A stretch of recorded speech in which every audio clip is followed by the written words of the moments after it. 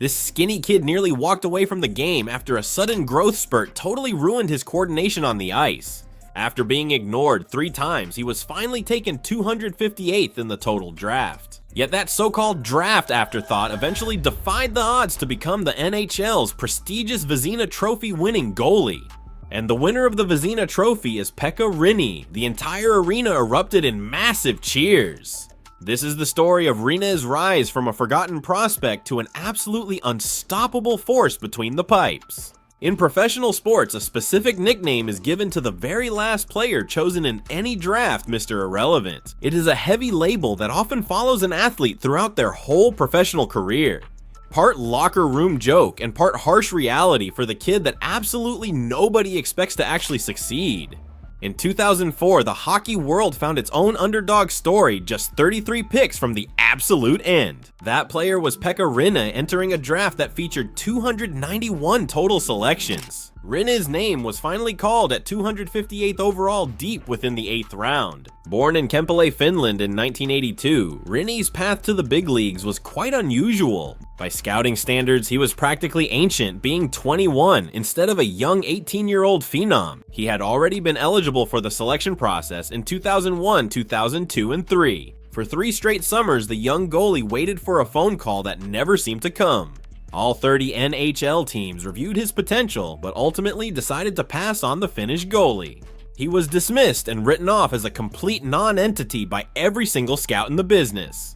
The common consensus was that he was simply too old to be considered a legitimate future prospect. Too unpolished for a project, he was also stuck riding the bench back home in Finland. When draft day arrived in June 2004, he wasn't even sitting by his telephone.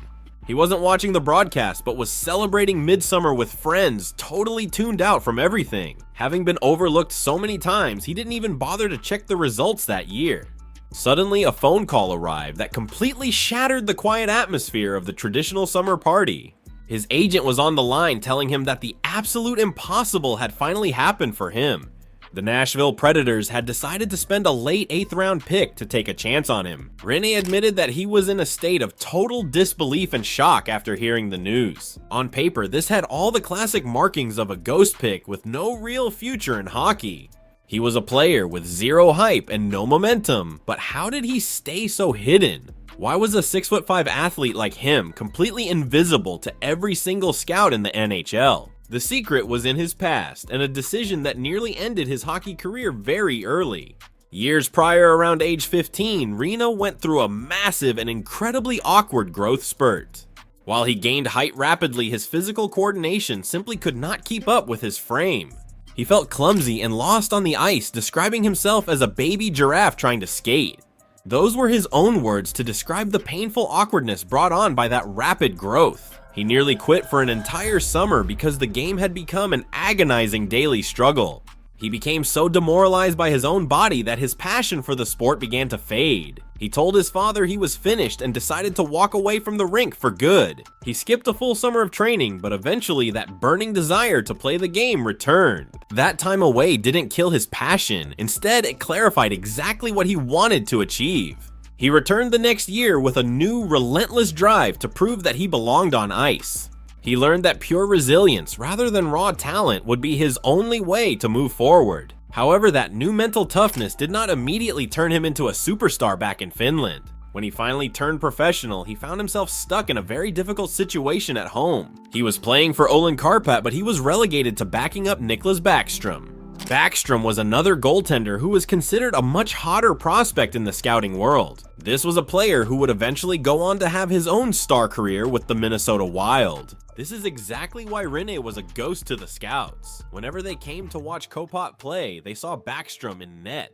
They only saw Rinne sitting on the bench, opening up the door for his teammates. But he did exist to one single man. Pekka Rinne's entire career, the Vezina Trophy, the statue. Every bit of it exists because a single scout refused to ignore what everyone else had completely missed.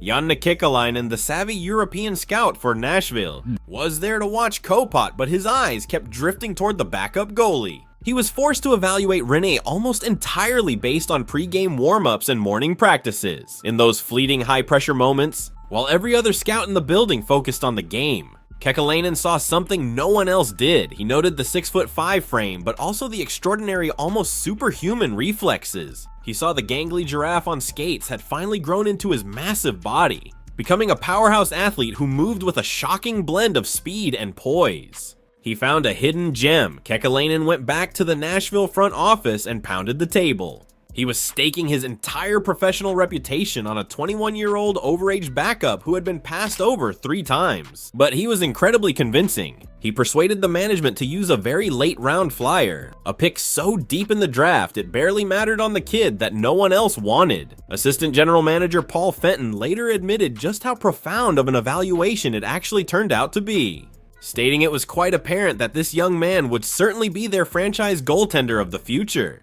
The rest of the league saw an irrelevant, forgettable name at the very bottom of the draft list. But that one scout's belief had just turned an 8th round gamble into a cornerstone for the franchise. The ultimate longest shot imaginable was now officially in the Nashville system.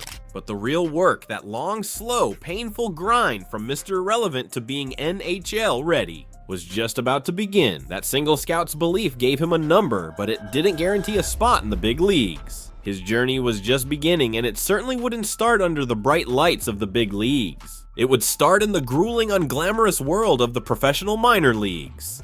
In 2005, Pekka Rinne packed up his life and moved to North America, where he was immediately assigned to Nashville's AHL affiliate, the Milwaukee Admirals. For a young player hailing from Finland, this was a totally new world. The language was different, the culture was different, and everything felt completely alien to him. And the hockey was a completely different animal. The American Hockey League is a tough, punishing, and incredibly brutal league. It's a place filled with grizzled veterans trying to hang on and young, hungry prospects trying to claw their way up the ladder. It is a league of long bus rides and cramped small-town arenas, a world away from the luxury charter jets and sold-out screaming arenas of the big-time NHL. More importantly, the game itself was a completely different beast. The rinks in North America are significantly smaller than the Olympic-sized ice in Europe. This means the game is faster, angles are tighter, players shoot extremely quickly, and the play is much more physical throughout. For a tall, acrobatic goalie like Rinne, it was a massive adjustment. He literally had to relearn his entire position, adapting his style to a game that came at him with more speed and less space than he had ever seen in his life. This marked the official start of the slow burn. The Predators didn't rush him. They sent him to Milwaukee to learn to adapt and to prove that he was more than just a warm-up legend. He arrived as an unknown and irrelevant 8th round draft pick. He started out as a backup once again, fighting for his professional job. But just as he did as a teenager, his relentless internal drive took over. He quickly earned the starting job, and in his very first season, he did something absolutely shocking. During that 2005 to 2006 freshman campaign, Pekka Rinne didn't just hang in there, he absolutely crushed the competition. He essentially threw the Milwaukee Admirals onto his shoulders, dragging them through a grueling postseason run that ended in the Calder Cup Finals, the ultimate prize in minor league hockey. It was an absolutely mesmerizing display of goaltending that left scouts and fans completely speechless. This once invisible late round draft choice had transformed into the most feared netminder in the minors, yet the big club still wasn't calling. A single standout year in the American Hockey League wasn't going to be enough to secure his permanent spot on an NHL roster. Even though Nashville's management was clearly intrigued, they demanded more proof and wanted to be entirely certain he wasn't just a flash in the pan. Consequently, Rinne found himself unpacked and staying put in the city of Milwaukee for a bit longer. He ground through a second full schedule with the Admirals, which then bled into a third, totaling 3 entire years of heavy developmental work. As guys taken much higher in the draft were getting their shiny new opportunities under the bright lights of the NHL, Pekka was still grinding it out and paying his dues, earning 2 All-Star nods and becoming a legendary wall within the minor league circuit. He had reached a level where it was painfully obvious he had nothing left to prove in that league. Regardless of his dominance, that life-changing promotion to the big show stayed frustratingly out of reach for years. He remained trapped in a lengthy apprenticeship, forced to master his craft, far away from the spotlight of the big arena. At long last, following 3 years of relentless hustle and elite play, the opportunity he'd been starving for finally presented itself. Now, 26 years old, Rinne finally got the permanent nod to the majors, but that was merely the opening chapter of his legend. This was the same kid who had been completely ignored in 3 consecutive draft cycles by every pro team. The awkward, gangly goalie who nearly hung up his skates, and the 8th round long shot who toiled for years in the minors, he had finally made it to the peak.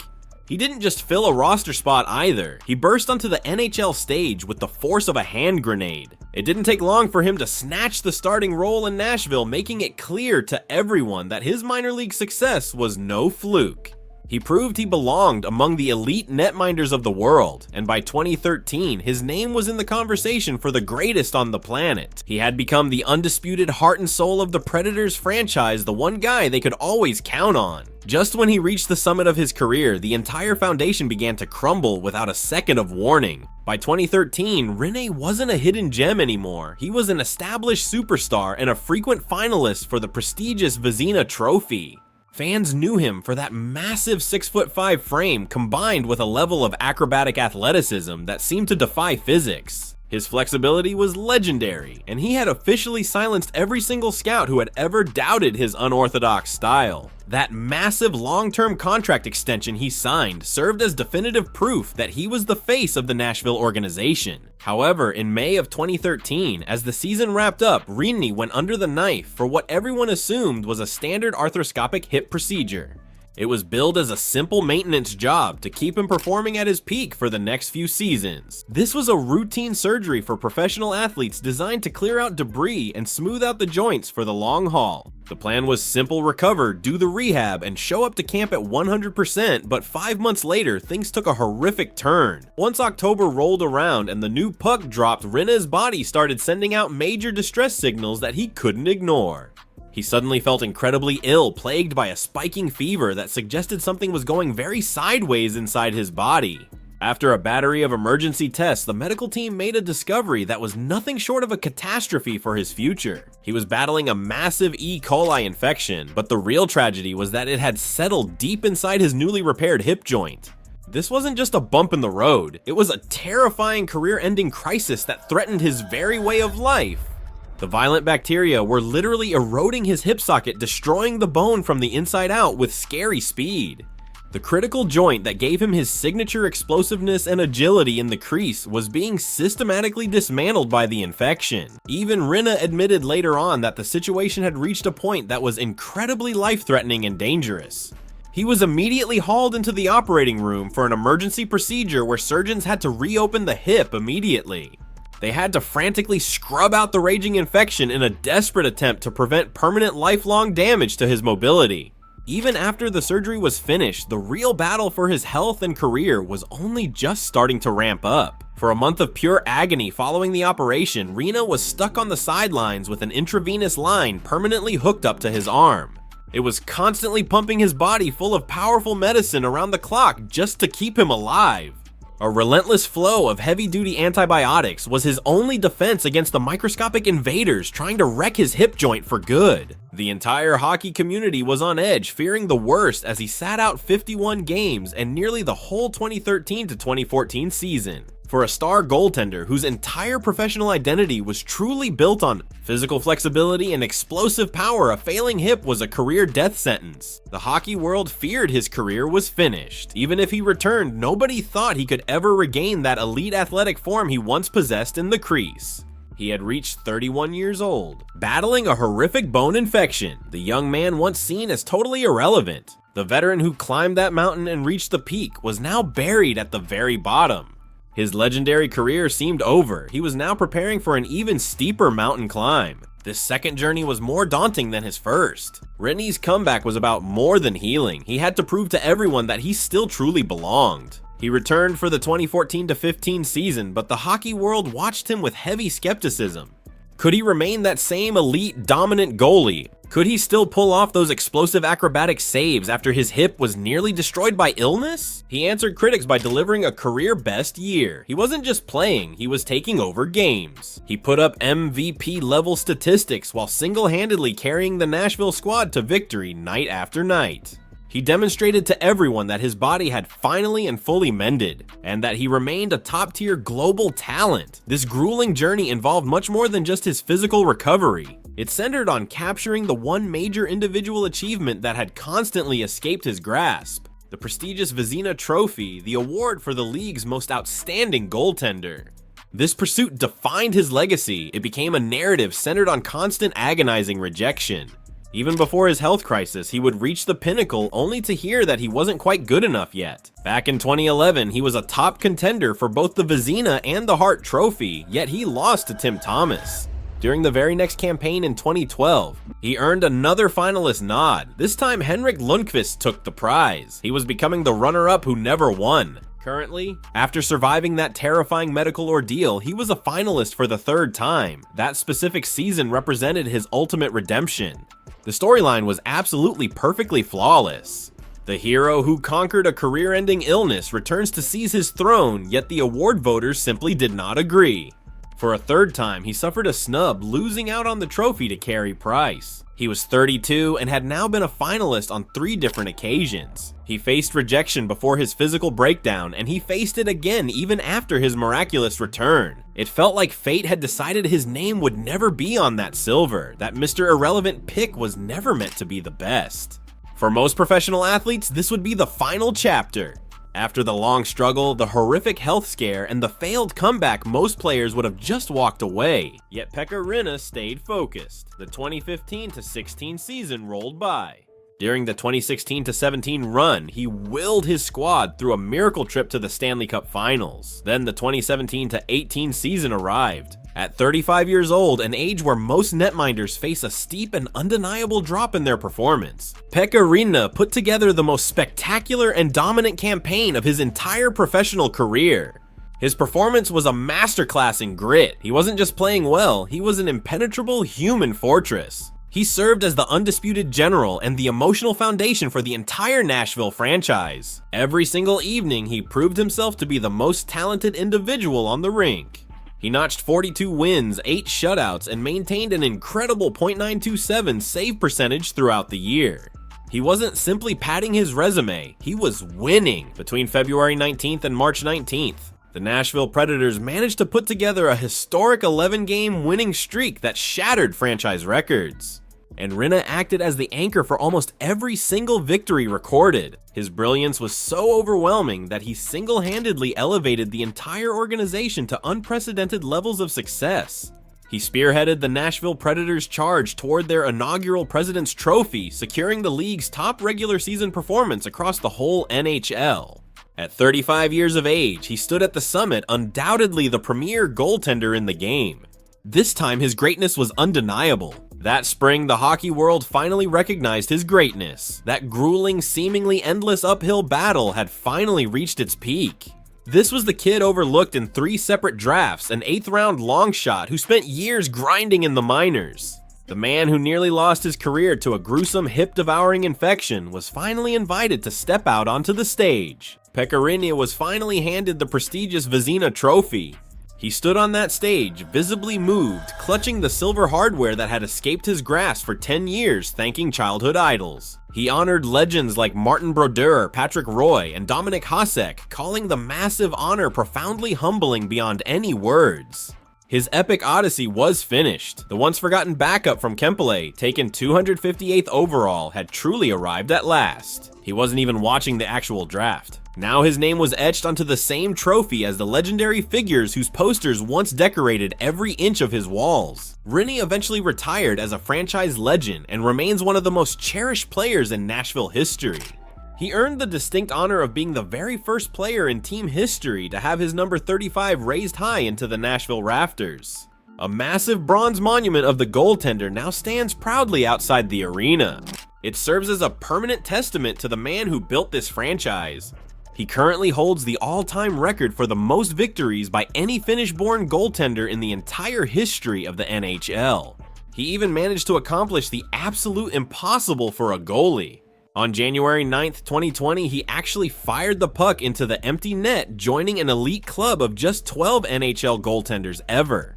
His rise from total anonymity in Finland to winning the Vezina in Nashville completely redefined the expectations for every single late-round draft pick.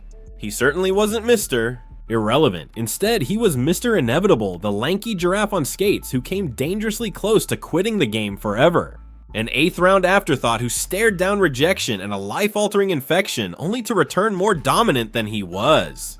He proved that pure resilience will always triumph over raw, natural talent. Go ahead and share your thoughts below. Tell us who your favorite hockey underdog is. Every grinder deserves a moment, so if you like this story, make sure you hit that subscribe button. If you want to stand with the crew, consider becoming a member to help keep this operation running smooth. Your support is what keeps the stadium lights burning and microphones live. It keeps stories rolling, and we will save you a spot right here in the locker room. Try not to walk in wearing rubber clogs, you beauty.